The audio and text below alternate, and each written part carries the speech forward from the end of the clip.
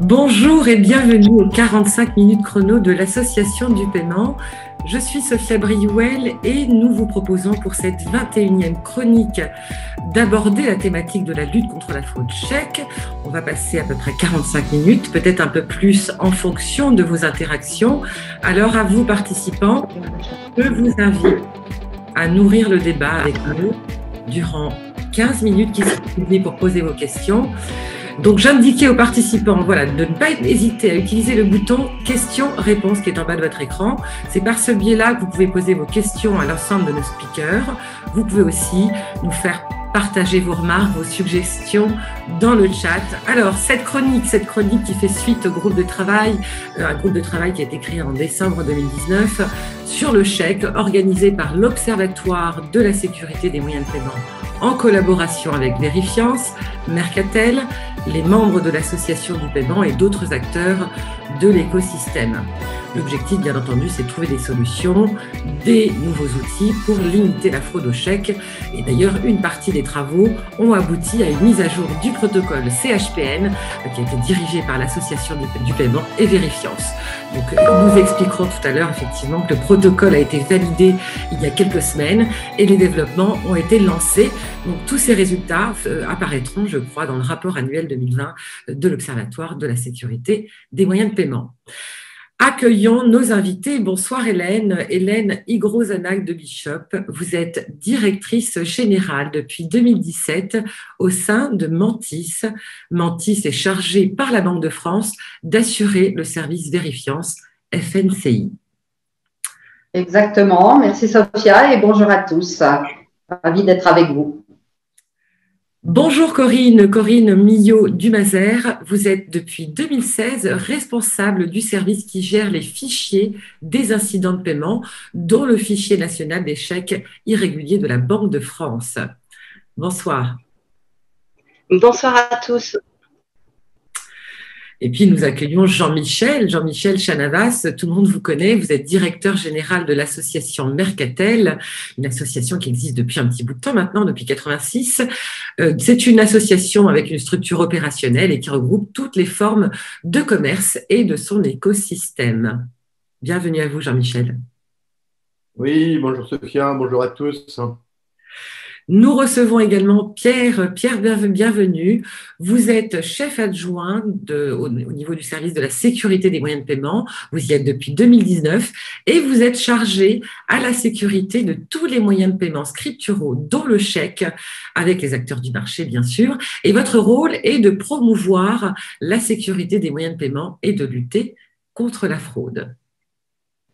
Bonjour Sophia, bonjour à tous. Et puis, bonsoir à vous, Jean-Louis Bossuet. Vous êtes depuis 6 ans responsable commercial au sein de l'entité Mentis et vous avez la responsabilité de commercialiser les offres de Mentis auprès du marché français.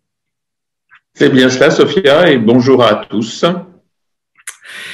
Eh bien, bienvenue à vous et puis bienvenue aussi à nos participants. Donc, le chèque, le dinosaure des moyens de paiement, ce mode de paiement qui présente probablement des atouts de gratuité, de flexibilité dans le cadre de dépôt sur le compte. Mais alors, pour quelles raisons, en France, le chèque fait de la résistance? Peut-être Pierre, pour commencer? Oui, merci Sophia.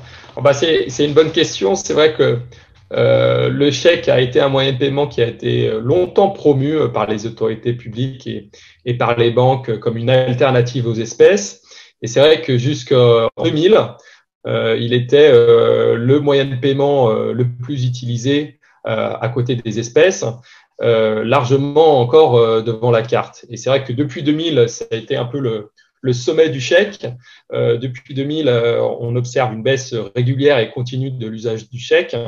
Et cette baisse, elle s'est accélérée depuis 5 ans, autour de moins 10% par an, et sans pouvoir encore révéler des chiffres, mais il est certain qu'en 2020, cette baisse s'est encore accélérée plus fortement. Malgré tout, le chèque, c'est un peu une exception en Europe de la France dans le paysage des moyens de paiement. Même en 2020, le chèque a véhiculé encore plus de de montant que la carte bancaire. Et cela s'explique notamment par l'absence de plafond sur le chèque. Le montant moyen d'un chèque en France, c'est aux alentours de 500 €. Donc, c'est largement plus que le montant moyen d'une transaction par carte bancaire. Et puis, il reste reconnu, le chèque, comme un moyen de paiement assez simple, assez familier, accessible et universel. Alors, forcément, il a quelques défauts. C'est un moyen de paiement physique qui s'accommode moins des usages à distance et notamment le e-commerce. Mais il ne faut pas oublier que le chèque est associé à une grande diversité d'utilisateurs. On pense souvent aux particuliers pour le paiement des associations, mais le chèque est encore utilisé dans la sphère interentreprise par les associations et les professionnels. Et parmi ceux-là, il y a une partie qui ne sont toujours pas équipés pour diverses raisons économiques ou de confiance d'un terminal de paiement pour accepter la carte. Donc, le chèque résiste, même si après la crise, la baisse de son usage va très probablement s'accélérer.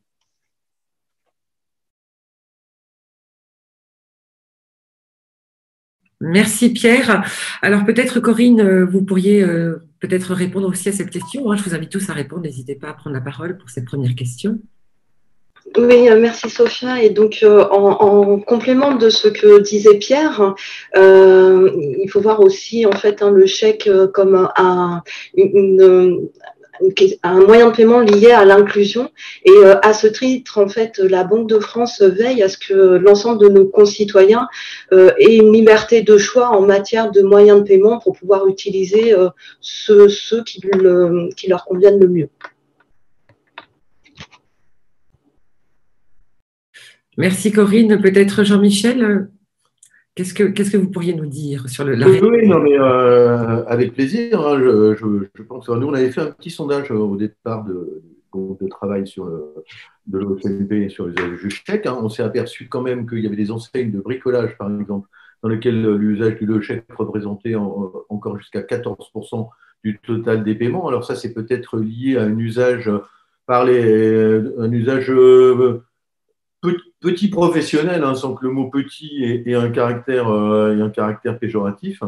C'est lié à des questions de montant sur les plafonds cartes bancaires qui sont souvent méconnus, alors qu'avec le chèque, le plafond, on n'en connaît pas.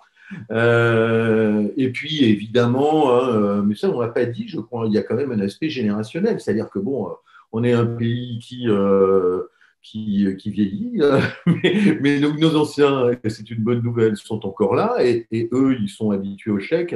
Et on sait que l'usage des moyens de paiement, c'est quelque chose de très stable. Alors, on a connu, bien sûr, l'épisode Covid qui rebat un peu les cartes, mais dans le temps, tout ça évolue extrêmement lentement. Et à partir du moment où il n'y a pas de volonté publique ou privée de s'en passer, pourquoi ne pas continuer ?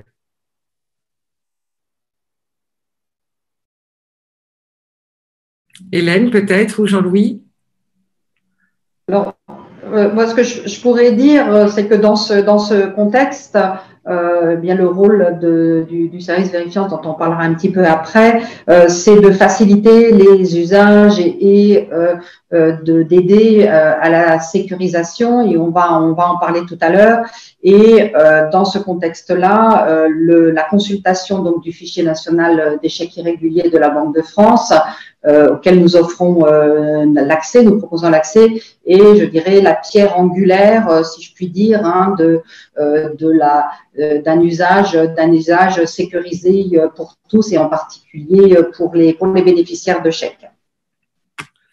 Merci Hélène. Alors, je vous propose de partager mon écran puisque on va quand même vous présenter quelques chiffres. Nos speakers vont pouvoir commenter les slides. Donc voilà, je partage mon écran. Je pense que vous devez le voir correctement dorénavant. Non? Vous voyez bien? Oh, très bien. Parfait. Alors, justement, que représente finalement la fraude chèque ces dernières années, si on prend entre 2016 et 2020, par exemple? Oui, alors, Sophia, là pour le coup, comme c'est un peu un teasing, les chiffres de l'Observatoire sur 2020 vont être publiés le 6 juillet, donc je reste sur les chiffres jusqu'à 2019 de la fraude chèque, mais vous verrez que ce que je dis aujourd'hui à partir des chiffres de 2019 sera pas démenti par les chiffres 2020. Alors, la première chose à savoir sur la fraude au chèque et comment on la comprend, nous, côté Banque de France, la fraude au chèque, c'est une partie seulement des impayés sur chèque. La fraude au chèque, c'est essentiellement tous les usages illégitimes d'un chèque par un tiers, généralement. Et par exemple, un chèque sans provision, ce n'est pas considéré comme de la fraude chèque dans les statistiques de l'Observatoire de la sécurité des moyens de paiement. Alors, ce qu'on voit, c'est très clairement, on fait la comparaison entre les différents moyens de paiement en haut à gauche, c'est que depuis 2016, le taux de fraude sur le chèque augmente régulièrement et il a dépassé en 2019 celui de la carte. Ça restera vrai en 2020. Il y a deux raisons à cela. Il y a d'abord un effet dénominateur. L'usage du chèque baisse, donc ça augmente mécaniquement le taux de fraude, et un usage numérateur où on a quand même, on avait en 2019 540 millions d'euros de fraude au chèque. Et ce qui est intéressant de voir, et si on voit un tout petit peu plus loin dans les statistiques sur la fraude chèque, c'est que la fraude chèque, le montant moyen d'un chèque fraudé, c'est 2 940 euros. Alors, on verra peut-être plus tard que c'est pas uniquement, ça veut dire qu'il y a de la fraude chèque qui n'est pas forcément, il n'y a pas que des chèques utilisés dans les magasins et auprès des commerçants. 2 940 euros, c'est quand même très élevé comme montant de transaction. Mais ça veut dire que la fraude chèque, contrairement à la fraude carte, c'est une fraude qui est assez faible en nombre. Il y a 180 000 chèques fraudés en 2019. Mais quand il y a une fraude sur un chèque, c'est des montants importants. Voilà, 3 000 euros de fraude de montant moyen pour un chèque frauduleux à comparer à un montant moyen du chèque de 500 euros. Donc voilà, depuis l'évolution majeure depuis 2016, et c'est ce qui nous a conduit, côté Banque de France et Observatoire, à se poser la question, en fait, qu'est-ce que cachent ces chiffres et qu'est-ce qu'on peut faire en la matière? Tout à fait. Merci beaucoup d'avoir commenté ces chiffres, Pierre. On a hâte d'avoir les chiffres 2020. Quel constat finalement on peut faire suite aux travaux justement de l'Observatoire? Qu'est-ce qui vous interpelle concrètement dans cette lutte contre la fraude, Pierre? Je pense que côté Banque de France, il est certain que vu la baisse de l'usage du chèque qui est rapide et qui s'accélère en 2020, c'est pas le moment d'engager de grandes révolutions. Ce n'est plus possible, très concrètement, d'engager de grandes révolutions sur ce moyen de paiement. L'important est et je crois que les travaux de l'Observatoire vont le montrer, c'est que des choses sont possibles dans un cadre réglementaire, législatif constant pour mieux lutter contre la fraude chèque.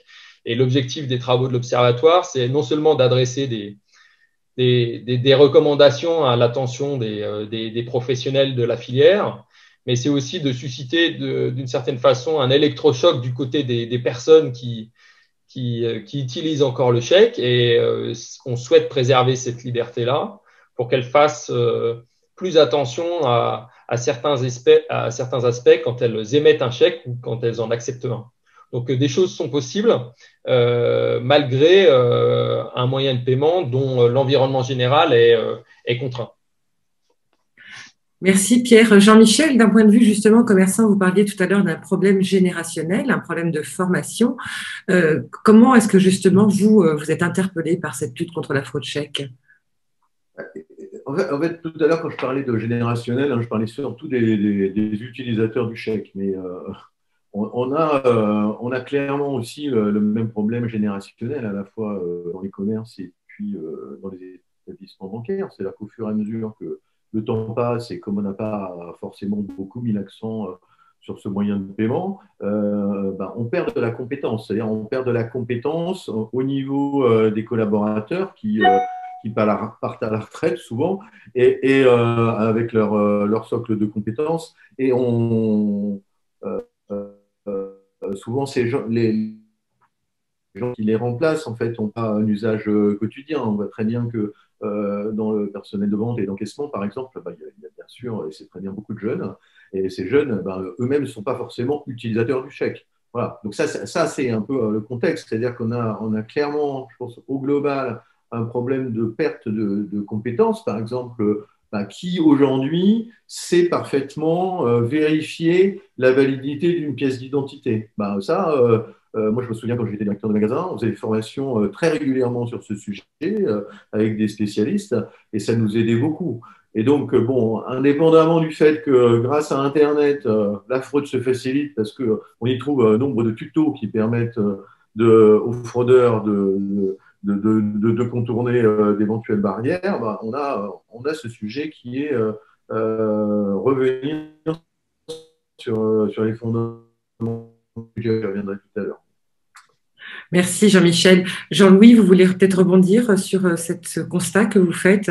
Oui, volontiers. En fait, je ferai un petit peu la synthèse des éléments évoqués par Pierre et par Jean-Michel. Donc, globalement, quand on parle de fraude et quand on regarde effectivement, nous, de notre côté, puisqu'on est là pour proposer le service vérifiance, donc de consultation du FNCI, qui est un pilier quand même des moyens pour pouvoir lutter le plus efficacement possible contre la fraude. Bon, il y a les éléments de formation dont vient de parler effectivement Jean-Michel.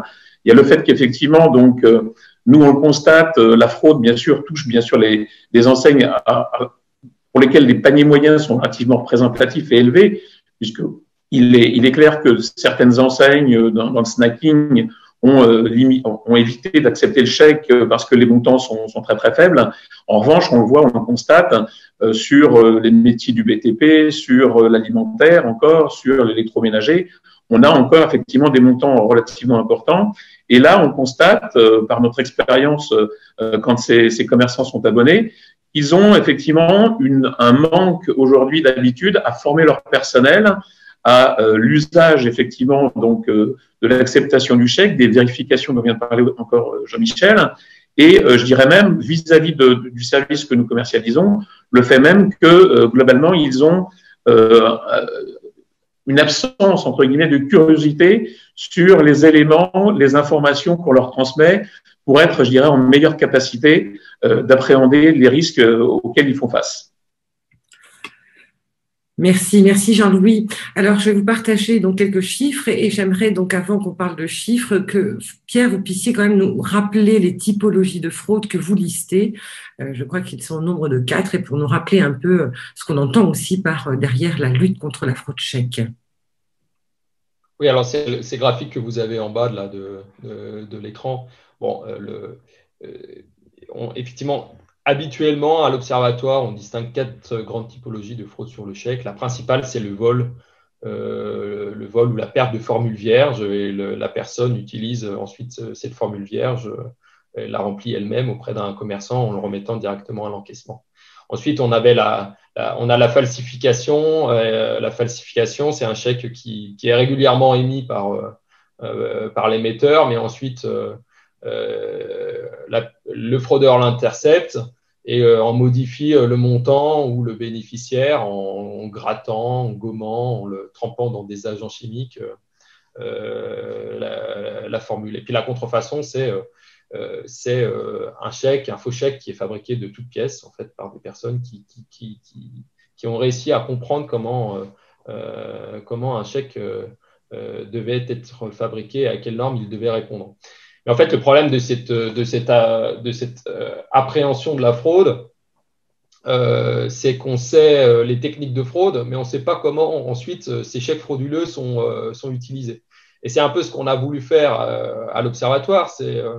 Et c'est un petit peu une des conclusions de l'étude qui sera publiée le 6 juillet, c'est qu'une majorité en fait, de ces chèques frauduleux sont utilisés directement pour être remis à l'encaissement. Alors, soit sur des comptes ouverts par un fraudeur sous une fausse identité, mais le plus souvent, en fait, par l'intermédiaire de personnes qui se font recruter et qui se font escroquer contre la promesse d'une rémunération ou qui sont un petit peu victimes de chantage affectif, qui vont encaisser des chèques, virer les fonds encaissés aux fraudeurs. Et puis, au bout de quelques jours, finalement, le chèque revient impayé. Elle se retrouve alors à découvert. Donc ça, c'est une grande partie de la fraude au chèque. Et à côté de ça, il y a une fraude qui est quand même importante et que peut-être plus traditionnelle, c'est tout simplement les chèques, la fraude au chèque, des chèques qui sont utilisés auprès de commerçants, auprès de particuliers, dans le cadre de vente entre particuliers, quand on vend sa voiture d'occasion, etc. Mais il faut effectivement avoir en tête, et c'est un des axes principaux de l'étude de l'OSMP, la part importante des remises frauduleuses de chèques directement à l'encaissement. Et à ce moment-là, c'est l'établissement bancaire qui est en première ligne contre la fraude au chèque. Merci Pierre, c'est très clair. Je voudrais vous partager quelques remarques que j'ai eues dans le QNR. Alors pour les remarques, essayez de les mettre dans le bouton converser, mais j'ai tout de même les partagées. Philippe Coiffard qui dit que 84% des chèques émis dans la zone euro sont français, soit à peu près plus de 78% des chèques émis dans la zone CEPA. Et il nous indique que le dépassement de la fraude au chèque en regard de la carte se constate uniquement sur les montants. En volume de transactions, le rapport est totalement inversé. 92% des transactions frauduleuses en volume sont liées à la carte, plus de % si l'on ajoute les retraits. Peut-être un retour suite à cette remarque. Non, je vois que tout ça est parfaitement juste. Sur les statistiques, c'est des compléments très utiles. Je vois une question aussi de Nicolas Malherbe pour le montant, les chiffres de 539 millions. Effectivement, c'est de la fraude brute. Donc effectivement, il y a une partie qui parvient à être déjouée par les établissements bancaires. Le 1,2 sur 10 000, c'est effectivement un petit peu plus. Je n'ai pas le chiffre en tête, mais c'est plus élevé pour les transactions carte bancaire. Et après, pour la question de… Alors, Jean-Michel Girard, on va peut-être la poser devant tout le monde, comme ça chacun aura aussi la réponse adéquate. Le chèque est-il encore utilisé en vente à distance, non sécurisé, par lettre avec bon de commande, par exemple, sur certaines enseignes? Et si oui, est-ce une proportion importante de fraude ou est-ce uniquement de la fraude en proximité? Une réponse peut-être à Jean-Michel? Ouais. Oui, moi je pense très peu. Mais il y a quand même des cas. Tout à l'heure, je faisais allusion aux artisans, etc. Enfin, bon, il y a là des professions qui travaillent avec une facturation et un paiement décalé. Entretien de chaudière, serrurier, parfois plombier, etc.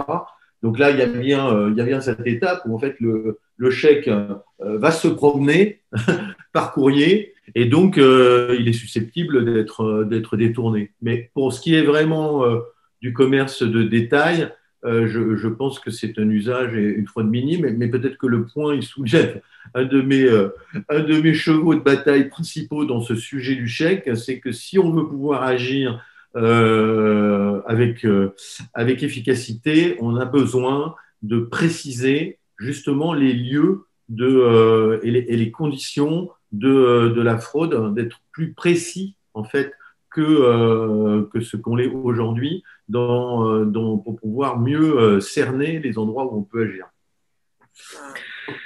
Merci Jean-Michel. Alors je vous propose de plutôt parler chiffres clés 2020. Donc je vous propose d'avoir un chiffre assez global du fichier national des chèques irréguliers. Donc, je ne sais pas si vous voyez toujours mon écran, mais a priori, vous allez voir passer la slide suivante. Corinne, peut-être vous pourriez nous partager ces chiffres. Oui, tout à fait. Donc, au niveau de la base du fichier national des chèques irréguliers, nous recensons, nous avons en stock 88 millions d'informations.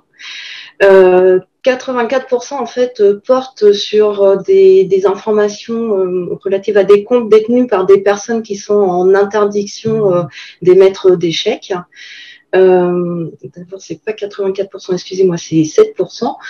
84% en fait portent sur des données de comptes qui ont été clôturées et 9% des informations portent sur des chèques qui ont été mis en opposition suite à une perte ou un vol. En 2020, donc, ce sont 46 millions de chèques qui ont été consultés au travers du service Vérifiance. Et sur ces 46 millions, 396 000 en fait ont été détectés comme irréguliers. Peut-être, Hélène, souhaitez-vous poursuivre? Oui, ce qu'on pourrait ajouter, c'est que, bien évidemment, l'année 2020 est une année complètement atypique. Pierre a souligné qu'il y avait une accélération, je dirais, du désusage, si je puis m'exprimer ainsi, du chèque. Donc, en termes de consultation, nous sommes dans une année qui est je dirais un peu différente des années précédentes où on constatait une baisse régulière, certes, mais moins importante. Le début de l'année 2021 montre qu'il y a un regain de consultation, donc probablement un regain de l'usage du chèque. C'est je dirais la première des choses. Si je reviens à 2020, quand Corinne parle de 46 millions de chèques consultés, c'est donc au travers du service vérifiance, donc pour la consultation du FNCI. Et vous avez l'affichage des typologies, je dirais, de chèques irréguliers dans le petit schéma. Je pense que ce qui est aussi important quand même pour montrer la légitimité du service, c'est que ça représente, ces 396 000 chèques irréguliers détectés, ça représente environ 121 millions d'euros d'impayés évités, ce qui est non négligeable. Je pense que chaque commerçant représenté par Mercatel ou chaque professionnel en conviendrait. Et puis, on va parler aussi d'une des fonctionnalités, un petit peu plus avant dans l'entretien, d'une des fonctionnalités du service, qui est l'utilisation de l'information multichèque dans la réponse vérifiance. Et là, c'est 12 millions, je dirais, complémentaires d'euros qui sont détectables. Ce sont des chèques flambants. Jean-Louis vous expliquera tout à l'heure ce que c'est. Et c'est aussi une alerte, en fait, en point de vente, ou pour le professionnel, c'est une alerte pour se dire, le chèque est vert, certes, et on parlera des couleurs tout à l'heure. Le chèque est vert, mais il y a une activité un peu trop importante sur le compte pour que je puisse prendre le risque de l'accepter, d'accepter le chèque. Donc, c'est, je dirais, un apport, on parlait de pilier ou de pierre angulaire, c'est un apport non négligeable, je dirais, à la sécurisation de l'utilisation du moyen de paiement chèque. Merci Hélène. Peut-être que Jean-Louis, vous voulez rebondir ou donner une précision? Oui, une petite précision. Donc, effectivement, l'année 2020, comme on l'a évoqué, on a bien subi un désamour du chèque pour les raisons connues, mais il y en a une aussi, effectivement, dont il faut rappeler. Je pense que tout le monde a essayé de bannir, pour des raisons sanitaires, le papier et de passer, si possible, sur du sans contact. Bon, je pense que après cette période très difficile, on voit quand même que, comme le disait Hélène, il y a un retour, je ne veux pas dire en grâce, mais en tous les cas, il y a un réusage plus régulier du chèque depuis quelques mois. Et je dirais une petite chose, effectivement, tout à l'heure, Pierre l'évoquait, dans les typologies de fraude, je pense que l'usage de chèques sur compte clos, en fait, est quelque chose qui passe très souvent un peu sous silence.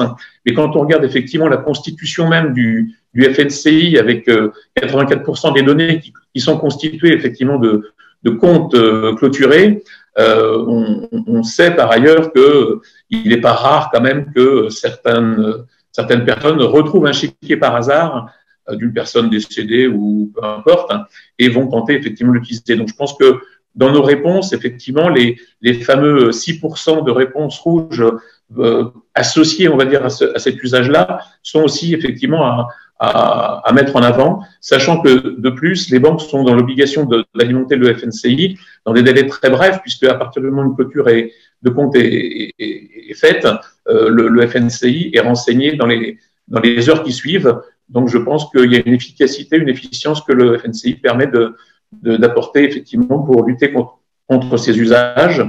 Voilà pour compléter un tout petit peu les informations.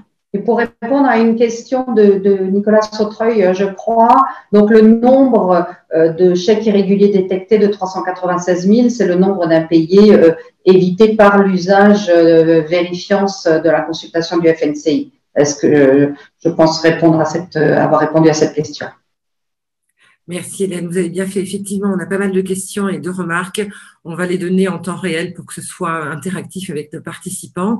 William Ludger nous dit qu'au-delà de l'impact client et commerce, quel serait le coût estimé par la Banque de France pour l'arrêt du chèque en France? Voilà, c'est une question. Si vous avez envie de lui répondre, je vous en prie. On ne se pose pas la question. En fait, notre mission, c'est d'assurer la sécurité de tous les moyens de paiement, pas d'étudier les conséquences, les coûts de l'arrêt du moyen de paiement. En tout cas, on ne s'est pas posé cette question-là dans le cadre des travaux de l'Observatoire et on ne se la posera pas à l'avenir. Donc, on ne se pose pas la question. Jean-Marc Zetoun nous pose la remarque suivante. Les banques ne remboursent pas ses clients victimes de falsification du nom du bénéficiaire, prétendant que la responsabilité est due à la banque du bénéficiaire, non échange. C'est une remarque. Est-ce que vous avez une réponse à lui donner ou rebondir sur sa remarque? C'est très compliqué les conditions de remboursement sur le chèque en cas de fraude parce qu'effectivement, c'est des dispositions qui ne sont pas couvertes par la deuxième directive européenne sur les services de paiement. Je pense que c'est vraiment du cas par cas à voir avec la banque en fonction de la typologie de fraude pour voir quelles sont les responsabilités. Merci Pierre. Et puis on en prend une dernière et on laissera les autres questions pour la suite. Philippe Agoguet, 46 millions de chèques consultés sur 1,3 milliard de chèques, c'est infime. Avez-vous simulé ce que cela donnerait plus de consultations en termes de réduction de la fraude? Peut-être pour vous Hélène ou Corinne Alors, évidemment, là, il y a un cercle vertueux qui serait comment dirais-je, très, très bienvenu, mais il y a tout un ensemble de chèques qui peut être considéré comme non nécessaire de consulter parce que le bénéficiaire connaît l'émetteur du chèque et c'est un nombre non négligeable de chèques. Mais bien évidemment, plus il y a de consultations, plus cela permet, je dirais, de consolider un système qui est un système national qui permet, je dirais, notamment dans le cadre de l'information multichèque sur laquelle on reviendra, de pouvoir avoir un ensemble d'informations complémentaires pour pouvoir arrêter encore plus de chèques irréguliers. Oui, peut-être une petite remarque, Hélène. Un complément, c'est qu'effectivement, il y a aussi une autre problématique, c'est qu'aujourd'hui, le service n'est pas utilisé par, on va dire, suffisamment de commerces, de TPE, de PME, etc., parce qu'ils connaissent pas suffisamment bien le service. Et là, bon, c'est notre rôle, effectivement, que de faire entendre l'intérêt du FNCI et de Vérifiance pour justement amoindrir cette fraude qui pour une partie peut être effectivement annulée par la consultation. Et donc, ces chiffres, effectivement, sont peu représentatifs, mais ils sont effectivement le symbole sur la base des clients abonnés de quelque chose de complètement représentatif. Et je dirais que le ROI est en règle générale très, très, très bon pour les abonnés du dispositif. Merci Jean-Louis. D'ailleurs, excuse-moi Sophia, mais d'ailleurs, c'est quelque chose que je n'ai pas dit, c'est que bon, dans le petit sondage qu'on avait fait auprès des adhérents de Mercatel, qui sont principalement des enseignes, sur leur évaluation de la fraude au chèque, donc au moment du lancement du groupe de travail de l'OSMP, ils ne voyaient pas vraiment, en tout cas de dégradation, qui soit du niveau d'ampleur que de celui qui est globalement observé. Or, ces enseignes, alors directement ou indirectement, elles sont, pour celles qui acceptent le plus les chèques, elles sont quasiment majoritairement équipées d'outils qui permettent de vérifier certains éléments. Donc, ça tendrait à dire que, mais là encore, on manque un peu d'informations, mais je me lance, qu'il y a un effort de, entre guillemets, recrutement à faire auprès de professionnels qui acceptent le chèque, mais qui ne connaissent pas ou n'utilisent pas les outils qui existent aujourd'hui. Merci Jean-Michel. Je pense qu'on va aborder la question de justement comment on a lutté contre la fraude ces dernières années et justement quel est le rôle de chacun pour un peu rebondir sur ce que vous dites, Jean-Michel. Pierre, peut-être, comment justement ces dernières années on a lutté et quel est le rôle un peu de chacun? Alors déjà le rôle de la Banque de France, même si on connaît votre rôle par le biais de votre introduction tout à l'heure, mais concrètement, comment on a fait? Non, mais le rôle de la Banque de France, c'est un rôle de régulateur, de surveillance sur la sécurité de tous les moyens de paiement. Et puis, ça vient à côté du rôle que représente Corinne, de teneur du fichier national des chèques irréguliers. En fait, jusqu'ici, comment on a lutté contre la fraude aux chèques? Avec des outils qui étaient valables hier et qui seront valables demain. Et c'est vrai que pour rebondir sur ce qu'on disait à l'instant, le fichier national des chèques irréguliers, c'est un outil de place qui existe depuis des années et qui reste absolument très utile pour lutter contre la fraude aux chèques. Parce qu'en fait, il catégorise dans sa base de données à la fois les chèques volés, mais aussi les chèques contrefaits. Et ce sont deux typologies de fraude qui sont utilisées pour des règlements en magasin. Or, c'est vrai que ce qu'on voit, c'est qu'au fil des années, la contribution des interrogations au FNCI dans la lutte contre la fraude, c'est peut-être amoindri au fil des années, peut-être parce que, d'une part, pour que le FNCI soit pleinement efficace, il faut qu'il soit correctement alimenté. Et ça, c'est vraiment de la responsabilité des clients. C'est-à-dire, il faut absolument mettre en opposition ces chèques une fois qu'on se rend compte qu'ils ont été volés et être assez réactif en ce domaine. Et d'autre part, pour que le FNCI soit pleinement valorisé, et c'est le sens, un des messages principaux de l'étude de l'Observatoire, il faut qu'il soit plus largement consulté. Et c'est vrai que le chiffre donné tout à l'heure donne l'impression d'un très faible usage du FNCI. Alors, on n'ira jamais à 100% parce que tous les cas d'usage ne sont pas éligibles au FNCI, mais il est certain que c'est un outil de place qui existe et qu'il faut absolument plus utiliser pour se prémunir de la fraude chèque. Merci Pierre. Corinne, vous pouvez peut-être rebondir pour nous parler justement du FNCI et de sa mise en place par le législateur. Oui, donc la mise en place a été décidée par le législateur dans les années début 90 et l'objectif effectivement était vraiment de protéger en fait les bénéficiaires de chèques sur le risque en fait de retour impayé du chèque, que le chèque soit tiré sur un compte en interdiction bancaire, un compte clos ou bien parce que le chèque avait été mis en opposition. Et comme le disait Pierre, nous avons aussi en base des informations relatives aux faux chèques. Donc en fait, ce fichier est alimenté par les établissements financiers. Et donc derrière, au niveau de la Banque de France, nous retraitons les informations pour les transformer en fait en ligne CMC7, qui correspondent à la ligne qui est sous le chèque, et qui permet derrière pour alimenter la base vérifiance et qui est utilisée pour procéder à cette vérification. Je voulais du coup profiter aussi de mon intervention pour répondre à une question qui a été posée précédemment pour savoir en fait si aujourd'hui l'accès à la consultation du FNCI restait réservé aux bénéficiaires de chèques. Donc à l'heure actuelle, oui. Mais effectivement, nous travaillons pour pouvoir en fait ouvrir la consultation en fait du FNCI également aux banquiers remettants de chèques. Merci Corinne. Et puis comme ça, vous avez répondu à la question de François de Lavenue. Hélène, vous voulez peut-être compléter par rapport justement… Oui, juste une petite chose sur l'alimentation de vérifiance en complément. Nous recevons donc les données de mise à jour toutes les 10 minutes ou tous les quarts d'heure. Donc, c'est une alimentation qu'on peut considérer comme du temps réel et ça, c'est très important. Il n'y a pas de délai, je dirais, ou très peu de délai hein, entre le moment où l'information rentre dans le FNCI et le moment où elle est disponible sur la base de consultation Vérifiance.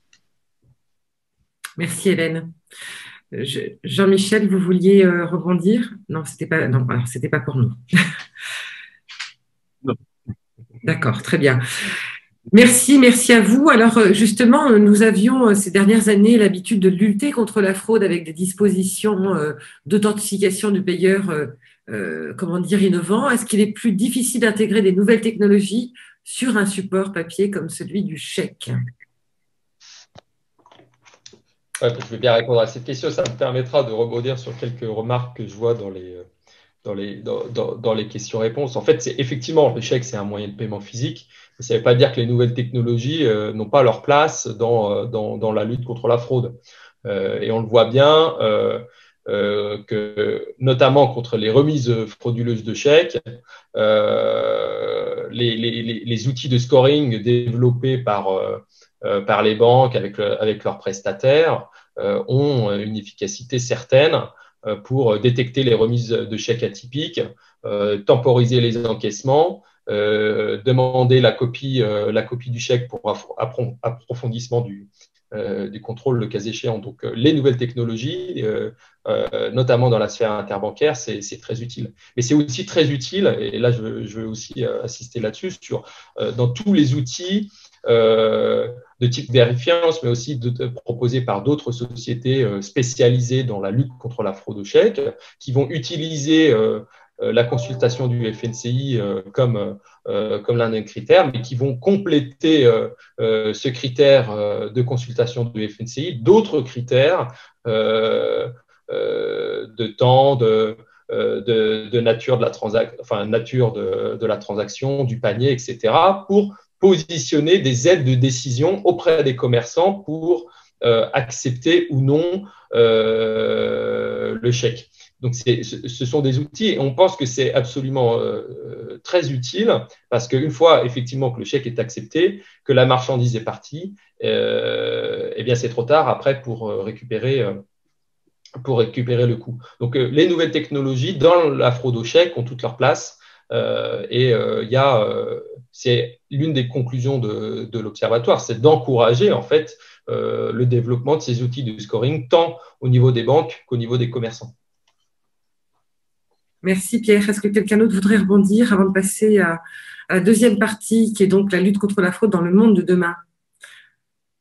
On pourrait ajouter, je dirais, au titre de Vérifiance et en termes de technologie, bien d'une part, la consultation, c'est du temps réel, 24/24, 7/7, haute disponibilité.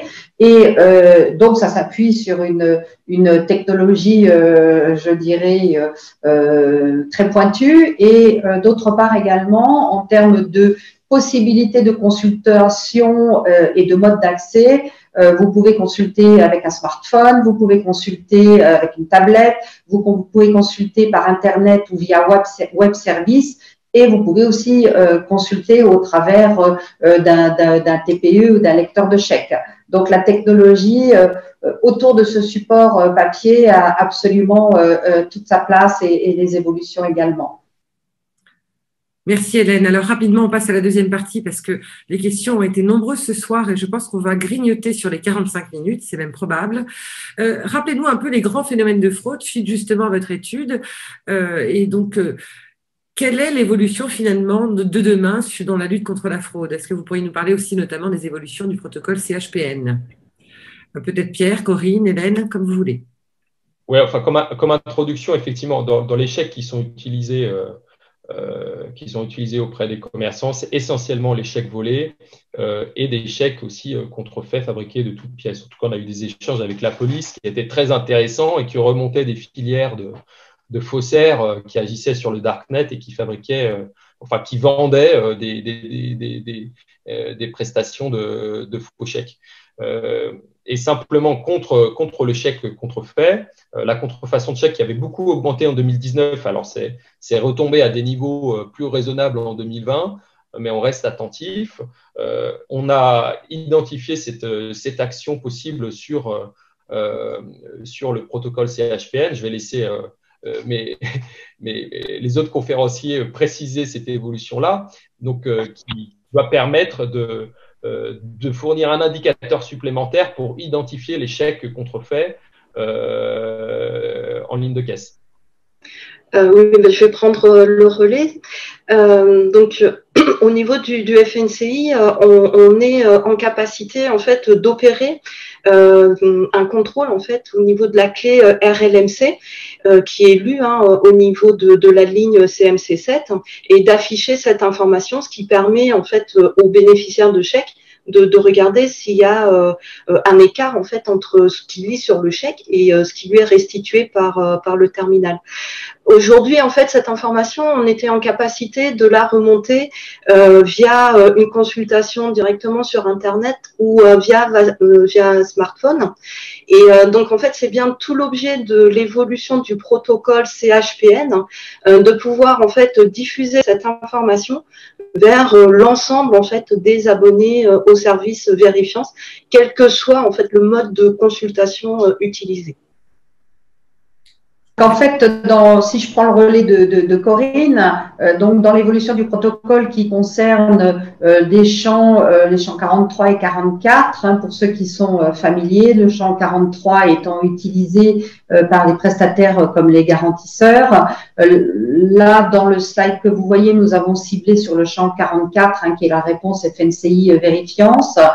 Donc, c'est une évolution de la taille du champ, en fait, qui permet d'afficher donc le libellé de l'établissement teneur de compte sur 40 caractères, entre donc des positions qui sont définies 23 à 62 et conserver également 8 positions libres pour pouvoir facilement prévoir d'autres évolutions en fonction des demandes et de l'évolution de la lutte contre la fraude.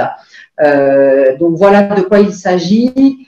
C'est une augmentation de la taille et de la position pour pouvoir afficher le libellé de l'ETC selon, donc de l'établissement teneur de compte, pardon, selon la nomenclature qui est tenue par la Banque de France. Merci Hélène. Alors justement, je vais vous poser une question pendant que vous prenez la main.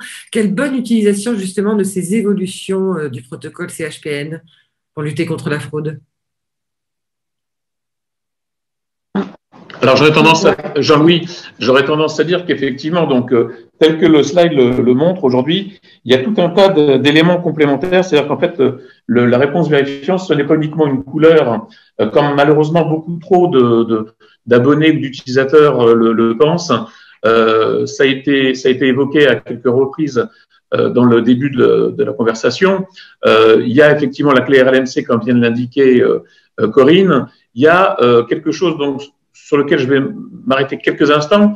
Depuis maintenant 7 ans, la CNIL nous a donné l'autorisation au niveau vérifiance, et donc c'est inscrit dans le FNCI, de gérer des bases de données concernant effectivement l'information multichèque. Alors l'information multichèque, comme vous le voyez sur ce slide, c'est 3 compteurs. C'est le compteur 1, C1, C2 et C3, donc qui sont disposés effectivement de façon un petit peu disparate, puisque dans un premier temps, il y a eu 2 compteurs qui ont été autorisés, puis un 3e sur une période un petit peu plus longue, comme c'est indiqué dans la légende en dessous. Et globalement, je ne reviens pas sur la signature, qui est bon juste une validation du fait que la consultation a eu lieu. Mais effectivement, donc, l'objectif aujourd'hui affirmé de Vérifiance et de Mantis, c'est de faire en sorte que, comme l'a souligné Corinne tout à l'heure, c'est qu'on puisse apporter sur tous les moyens d'accès offerts aux abonnés ce libellé d'ETC, parce que, comme Pierre l'a évoqué, cette recrudescence, même si elle s'est un petit peu tassée en 2020, de la fraude et entre autres de la contrefaçon ou de la falsification, nous constatons avec nos abonnés, avec les prestataires de l'écosystème, qu'il est possible de détecter des faux chèques aujourd'hui, non inscrits au FNCI, parce qu'en règle générale, bien sûr, le faussaire va très très vite, mais pour autant, il n'a pas toujours les compétences nécessaires pour effectivement faire en sorte que la clé RLMC soit cohérente avec celle que nous allons recalculer au niveau des serveurs. Et de la même façon, et c'est la grosse nouveauté effectivement 2021 par rapport à cette évolution du protocole, c'est la possibilité de rajouter ce champ lié, enfin ces caractères, ces 25 caractères, ces 40 caractères, pardon, liées à l'établissement teneur de compte, parce que là aussi, on peut constater régulièrement avec nos abonnés et les prestataires qu'il est très souvent possible de deviner qu'un chèque a été falsifié quand on regarde la cohérence entre la vignette qui porte le nom d'une banque et le nom de l'établissement bancaire retourné par les serveurs vérifiants à partir effectivement de cette nouveauté, donc ce rallongement du champ en question. On peut préciser que cette fonctionnalité existe déjà dans d'autres canaux de consultation qui sont le smartphone et Internet. Donc, il s'agit de faire bénéficier l'ensemble de l'écosystème et tous ceux qui utilisent des lecteurs de chèques, tous ceux qui utilisent des TPE et donc tous ceux qui utilisent le protocole CHPN, les faire bénéficier de cet accroissement de sécurité et de lisibilité. Merci beaucoup. Alors justement, comme on parle d'évolution et de développement de nouveaux outils, quel calendrier à venir, notamment au niveau de la mise en œuvre des travaux qui seront diffusés, je crois, en juillet? Alors, pour ce qui concerne Verifiance, donc je vais répondre. On peut d'abord dire en fait que cette évolution, elle vient donc d'une préconisation du groupe de travail au SMP, que l'association du paiement s'est emparée, je dirais, de ce sujet, puisque en moins de 3 semaines, il me semble, entre la première réunion et la réunion finale, l'évolution a été définie, validée, et la mise à jour du protocole a été faite et la mise à disposition. Donc, un grand merci, parce que je dirais vous avez été extrêmement réactifs et extrêmement à l'écoute. Et nous, dans ce contexte-là, on a enchaîné immédiatement sur les travaux. Donc, pour ce qui concerne Verifiance, les tests sont en cours, les développements sont faits, les tests sont en cours. Bon, c'est, je dirais, quelques jours de développement, beaucoup de tests de non-régression, bien évidemment, pour s'assurer que sur l'ensemble de la chaîne, tout va être transporté de la bonne façon. Il y aura un bac à sable, si je puis dire, dans tous les cas, un environnement de test mis à disposition de l'ensemble de l'écosystème qui le souhaite à compter du 15 juillet. Donc, c'est très bientôt, ce qui permettra à chacun de pouvoir, chaque intégrateur ou constructeur, de pouvoir tester le bon acheminement de la réponse jusqu'au serveur Verifiance. Et en fait, ce sont des évolutions très, très minimes. Je crois que les professionnels du domaine qui sont dans la salle ne me contrediront pas. Ce sont vraiment des évolutions qui ne sont pas consommatrices de temps, mais qui apportent un vrai supplément d'information, comme on vient de le voir. Oui, donc j'entends, Hélène, que l'investissement de la mise en œuvre est moindre. Jean-Louis, vous voulez peut-être rebondir justement par rapport à ces investissements à faire? Très, très brièvement, globalement, aujourd'hui, les éditeurs de logiciels dans la monétique ont l'habitude, entre guillemets, de manipuler le protocole CHPN, qui est un protocole relativement basique. Et globalement, l'information multichèque dont je parlais tout à l'heure a été développée assez rapidement à la demande, effectivement, des grands comptes principalement, qui attendaient cette évolution avec grande impatience. Donc, je pense que le fait d'avoir rallongé un champ pour être en capacité d'y mettre effectivement un libellé en clair d'un nom d'établissement que nous fournirons devrait pas être très problématique. En revanche, sur des terminaux autonomes très très simples, à mon avis, sur les solutions utilisées par les grands comptes avec des connexions entre la monétique et la caisse ou de monétique concentrée, il y aura effectivement un second travail à réaliser qui sera fait effectivement au niveau de la caisse, parce qu'il faudra effectivement récupérer ces éléments que la monétique sera susceptible de renvoyer avec l'information, avec ces 4 composantes telles qu'elle est présentée sur le slide, afin de pouvoir afficher très clairement cette réponse sur les écrans au niveau des lignes de caisse. Parce que si ça c'est pas fait, effectivement, ça restera quelque chose d'un petit peu gênant, dans la mesure où le commerce ne pourra pas profiter pleinement de cette évolution. Merci Jean-Michel. Oui, pardon. Je voulais juste ajouter, je pense que, excusez-moi Sophia, Jean-Michel l'a bien souligné tout à l'heure, il y a un élément important, hein, c'est une forme de perte de connaissance, je dirais, chez les commerçants ou certains commerçants et professionnels du chèque. Donc, il y a, je dirais, beaucoup de sensibilisation à faire pour pouvoir bénéficier pleinement de cette amélioration, donc auprès de tous ceux qui sont, je dirais, en ligne de caisse, hein, ou des professionnels qui sont amenés à accepter les chèques pour leur activité. Donc, on s'y est déjà employé, on va continuer, et je pense que là, c'est une coopération importante de tout l'écosystème qui est à mettre en œuvre, pas importante en termes de temps, mais juste importante en termes de dispositifs, je dirais, de diffusion. Merci Hélène pour ces compléments. Je voulais juste demander à Jean-Michel, justement, d'un point de vue commerçant, on se focalise sur l'évolution du protocole CHPN, mais quelles sont les autres pistes ou les autres mesures, Jean-Michel, justement, d'un point de vue commerçant, pour lutter contre la fraude de demain? Oui, et d'aujourd'hui. Non, mais moi, je pense vraiment là, avec d'une part le rapport de l'OSMB et puis cette évolution ultra rapide, mais du coup qui se fait conjointement du protocole, on doit pouvoir profiter d'un certain effet de buzz, hein, auquel tous les professionnels peuvent contribuer pour remettre l'accent sur un certain nombre d'éléments de base, reprendre le sujet du chèque. En tout cas, nous, on va faire cet effort de sensibilisation, resensibilisation des enseignes sur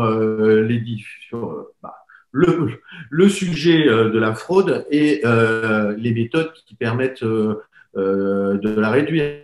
Donc, je pense que là, il faut qu'on profite, hein, parce qu'il n'y en a pas tout le temps, d'un espèce d'effet d'aubaine et de mise en lumière de ce sujet pour relancer la machine. On parlait tout à l'heure de la nécessité de faire des adaptations sur les systèmes de caisse, mais si on n'explique pas à l'hôtesse de caisse ou à l'hôte de caisse qu'est-ce qu'il doit vérifier et pourquoi, tout ça ne sert à rien. Donc, il faut remettre ça, recontextualiser. Et si possible, après évidemment chaque conseil choisit, hein, relancer les formations qui sont nécessaires. Merci beaucoup Jean-Michel. On a vraiment débordé aujourd'hui. Je vous propose de continuer encore 5 minutes. J'ai 2 questions à vous poser et on a reçu encore de nouveau 6 questions, donc peut-être les traiter d'ores et déjà. Et puis comme ça, on pourra clôturer un peu plus tard que prévu. C'est un sujet visiblement qui intéresse nos participants.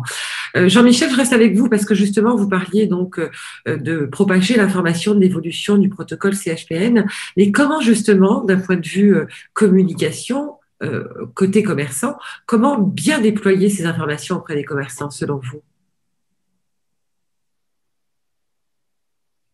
Écoutez, nous, on a l'habitude, en tant que fédération professionnelle, hein, régulièrement d'attirer l'attention sur différents sujets, hein, en particulier sur les paiements. Quand on a l'opportunité avec le rapport de l'OSNP qui fait partie des communications qui sont quand même les plus regardées parmi ce que celle de Mercatel par nos centaines, voire nos milliers d'abonnés à nos newsletters ou à notre flash info, franchement, on va s'appuyer là-dessus pour faire levier. Bon, après, c'est clair que les commerçants, on les connaît, hein, c'est des gens très pragmatiques, hein, donc je pense qu'on devrait aussi, mais on en reparlera, faire un peu d'effort de chiffrage des ROI possibles. C'est-à-dire que, comme toutes les professions, mais je pense particulièrement vrai dans le commerce, les gens font l'effort s'ils pensent que dans l'année qui vient, ils vont être récompensés de cet effort. Bon, il y a beaucoup de sollicitations du point de vue des systèmes d'information. Ce n'est pas simplement les systèmes de caisse, mais c'est en particulier les systèmes de caisse et de paiement. Donc, il faut arriver à se mettre dans à convaincre, en fait, à convaincre les enseignes qu'elles ont quelque chose à gagner. Et c'est à ça qu'on va s'employer. Merci Jean-Michel. Et bien, comme effectivement les commerçants sont pratico-pratiques, dernière question très pratico-pratique. Quel rôle l'écosystème va jouer justement pour lutter contre la fraude et quelles sont dans les grandes lignes, rappelez-nous, les recommandations que vous faites donc, dans cette étude au sein de l'OSMP.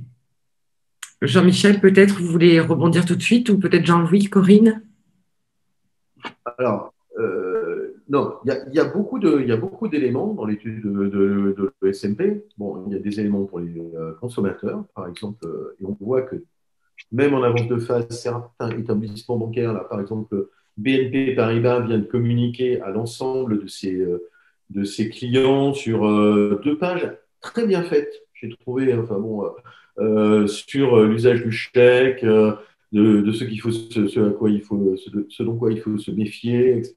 Franchement, c'est bien que des établissements bancaires prennent ce genre d'initiative. Donc, il y a des éléments de communication, puis il y a des éléments de système d'information. Alors, il y en a certains qui ont été évoqués. On a décidé, je pense, une très bonne chose, de pérenniser le groupe de travail sur le chèque.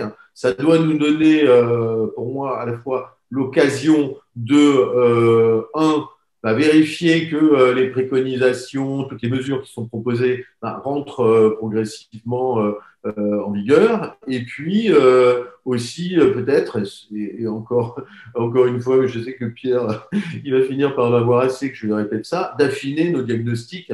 Je voyais tout à l'heure une question de Vincent de Priester, de trésorier de Casino, qui disait, mais est-ce qu'on connaît la part de fraude entre personnes morales? Eh ben non, on ne la connaît pas. Donc, c'est vrai que c'est un peu gênant, parce que ne serait-ce que cet élément-là, qu'on pourrait obtenir à partir de sondage, ça pourrait nous donner des pistes. Je crois que, je rebondis sur ce que dit Jean-Michel. C'est effectivement la publication de l'étude de l'OSMP a quand même vocation à susciter un électrochoc pour se dire il ne faut pas oublier le chèque et il y a un sujet de la fraude au chèque. Après, effectivement, c'est un effort qui doit être maintenu dans le temps. Le groupe de travail sur le chèque, il est pérennisé. Et je crois que ce qui est important sur les statistiques et sur tous ces enjeux-là, en fait, les acteurs de la filière, les commerçants, ils ont quand même beaucoup d'indicateurs qualitatifs sur la fraude au chèque.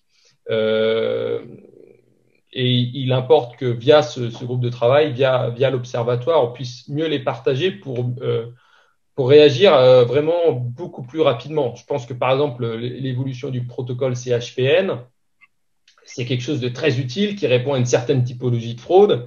Mais comme la fraude, c'est une course contre la montre, les faussaires vont s'adapter. Donc demain, il y aura de nouvelles typologies de fraude qui vont être massives pendant quelques mois, puis après ils vont passer à autre chose. Donc c'est cette agilité permanente contre la fraude au chèque qu'il faut mieux construire via l'observatoire. Et c'est là où la coopération entre les acteurs de la filière, les banques, les forces de l'ordre est primordiale. Et c'est l'observatoire qui est le cénacle idéal pour structurer cette coopération. Merci Pierre. Alors, je ne sais pas si Corinne voulait rebondir, mais je vous propose quand même de répondre à quelques questions parce qu'il est déjà 18h04. Première question donc d'Irina Maria Maxime. Question dans le domaine B2B. À compter du 1er janvier 2023, toutes les entreprises devront accepter les factures digitales. Quel impact pour les moyens de paiement dans le B2B? Suppression du paiement par chèque, carte pas digitale? Qui voudrait répondre ou partager? Dire quelques mots aussi. Non, pas du tout. Non. Bon, d'abord, tout ça va être compliqué à mettre en route. La démat des factures. Bon, on va voir à quelle sauce on va être mangé 2023, 2025, tout ça. Bon, peut-être que tout ça sera reporté parce que c'est quand même très complexe, même s'il y a une volonté publique d'avancer dans la lutte contre la fraude à la TVA. Donc, il y a bien une déconnexion entre la dématérialisation et le règlement. même si, évidemment, hein, la dématérialisation systématique des factures ouvre une voie pour de nouveaux outils du type requête de paiement qui peut accompagner la facture et donc indirectement favoriser d'autres moyens de paiement que le chèque qui serait accessible directement avec ces liens de paiement. Mais pour le moment, ça ne remet pas en question du tout la possibilité d'utiliser le chèque pour le règlement. Merci. Nous avons une part importante de nos abonnés dont les factures sont déjà dématérialisées. Oui. Nous le proposons déjà depuis un certain temps. Très bien. Message de Philippe Agoguet. Dans votre mode de fonctionnement, le format actuel est remplacé en Big Bang par le nouveau format où les deux formats vivront en parallèle un certain temps. C'est ou l'un ou l'autre. Est-ce que le format actuel est remplacé? Oui, d'accord. Oui, c'est ça. Donc, les deux vont coexister et je dirais notre rôle à nous, je dirais, de facilitateur vis-à-vis de l'écosystème, c'est de faire en sorte que la bascule puisse se faire le plus simplement et le plus rapidement possible. Mais je crois, je parle sous le contrôle de l'association du paiement. Il n'y a pas de péremption, je dirais, envisagée, de date de péremption envisagée de la version précédente. Merci Hélène. Étude à avoir pour ceux qui ne seraient pas, je dirais, en mesure de le faire rapidement, mais c'est juste, je dirais, un apport significatif dont il ne faut pas se priver, si on peut. Merci Hélène. Jean-Marc Zetoun, des services comme Vérifiance protègent les entreprises ou les commerçants professionnels des fraudes chèques. Pour les particuliers, une bonne évolution utile et peu coûteuse pour lutter contre la falsification consisterait à afficher, imprimer sur les relevés bancaires le nom en clair des bénéficiaires. Pourquoi n'est-ce pas préconisé?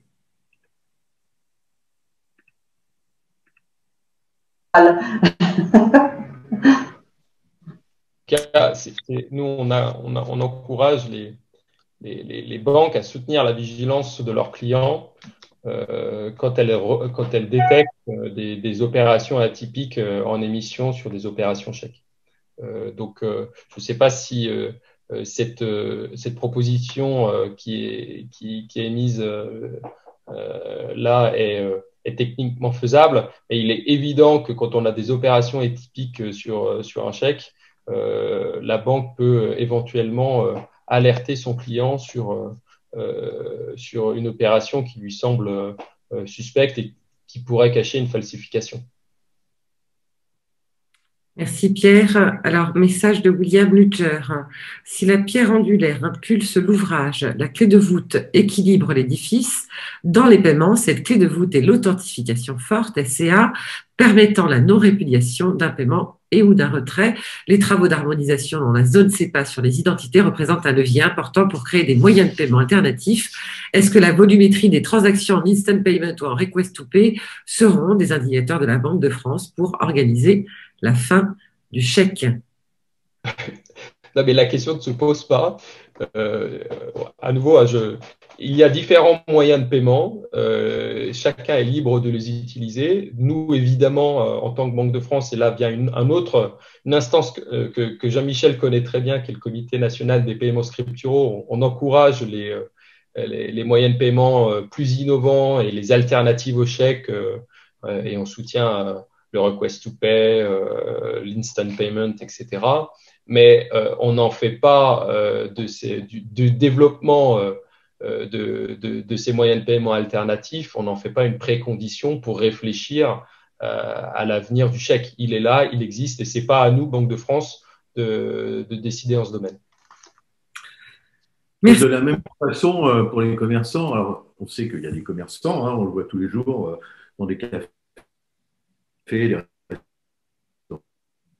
commerçants indépendants, voire même quelques rares non-enseignes qui n'acceptent plus le chèque. Mais le sujet, en fait, il est quand même double. Hein. Il est d'abord, si les gens utilisent le chèque, c'est parce que ça leur paraît à eux, hein, et le bon moyen. Et on ne va pas aller leur dire que c'est pas ça qu'il faut faire. Donc là, ça n'exclut pas de leur proposer et de faire des efforts du côté offre, en fait. Hein. et ça peut avoir des conséquences, en tout cas progressives, hein, comme je disais tout à l'heure. Les habitudes en termes de moyens de paiement, ça change très lentement. Puis il y a la question aussi clairement qui a été soulevée, la question de l'accessibilité, et notamment vis-à-vis de notre 3e ou de notre 4e âge. Hein, il faut continuer à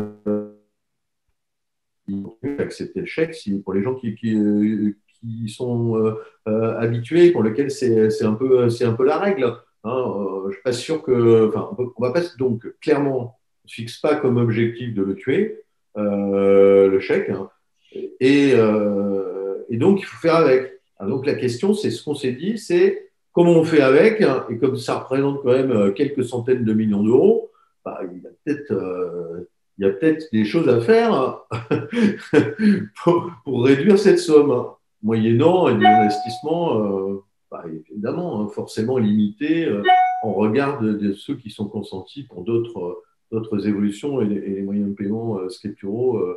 Je pense qu'il y a aussi une chose qu'on peut rajouter, c'est que la cannibalisation des moyens de paiement, en fait, elle se fait de façon assez difficile, enfin, en tous les cas, elle est difficile à mesurer, puisqu'en fait, c'est le porteur qui va effectivement faire son choix. Et je pense que certains moyens de paiement, effectivement, comme l'instant payment, peuvent avoir des effets sur les espèces, sur tout un tas d'autres moyens de paiement, et que le chèque puisse rester, effectivement, comme le disait Jean-Michel, l'attribut de personnes aux cheveux blancs, mais aussi de gens qui estiment que le moyen de paiement est effectivement pratique et traçable, et voilà. Merci Jean-Louis, c'est pour ça qu'il résiste, le chèque. Eh bien, écoutez, je vous propose une dernière question et on va clôturer cette chronique, cette équipe de speakers. Vous avez fait exploser les compteurs, nous sommes à plus d'1 heure. Je pense que j'étais loin d'imaginer que le sujet du chèque allait poser un certain nombre d'interrogations. C'est le cas. Donc, dernière question de Jean-Christophe Alliot. Le rôle des banques n'est-il pas central pour la communication sur la fraude ? Absolument, mais d'ailleurs j'ai souligné que des banques, certaines banques, mais c'est exemplaire comme la BNP, se remettent à l'ouvrage, hein, et c'est très remarquable et on a absolument besoin de ça. Et Sophia, tu as raison de soulever l'intérêt des gens, parce qu'on voit qu'on a encore 54 participants, ce qui est très gros, hein, et ça montre que le sujet intéresse. Alors peut-être qu'on refera un webinaire peut-être plus large sur le chèque. Non, parce qu'il y a un effet com dans tout ça. Enfin, ensemble, on peut créer ce buzz-là, et qui peut être le sursaut dont Pierre parlait tout à l'heure, parce que là, franchement, il faut faire quelque chose. On ne va pas continuer à se prendre ces 500 ou 600 millions d'euros de fraude. C'est pas possible, ça. Merci beaucoup Jean-Michel, c'est une belle conclusion. Je n'ai plus qu'à vous remercier, vous speakers, nos invités, de nous avoir partagé vos connaissances, d'avoir diffusé donc ces quelques constats que vous faites suite à l'étude au sein de l'OSMP, et merci d'avoir partagé ces différentes évolutions autour du chèque. Donc non, le chèque n'est pas mort, il va continuer à résister encore quelques années. Cependant, une lutte contre la fraude efficace grâce à ces évolutions et grâce notamment aux nouvelles technologies. Merci à vous, merci Jean-Michel, merci Hélène, Corinne, Pierre et puis Jean-Louis. Merci beaucoup. Merci Sophia, merci aux participants, merci à tous. Et je remercie surtout les participants qui sont restés bien au-delà des 45 minutes. Donc, quant à moi, j'aurai le plaisir quand même de vous retrouver la semaine prochaine en compagnie de 2 invités, Andrea Tossino, directrice études, prospective et formation au sein de Partelia, et Jacques Poutz, CEO de LuxHub. Et la semaine prochaine, on va parler de l'open banking et des perspectives stratégiques pan-européens. Je vous souhaite à tous et à toutes une très bonne soirée et à la semaine prochaine. Au revoir. Merci, au revoir.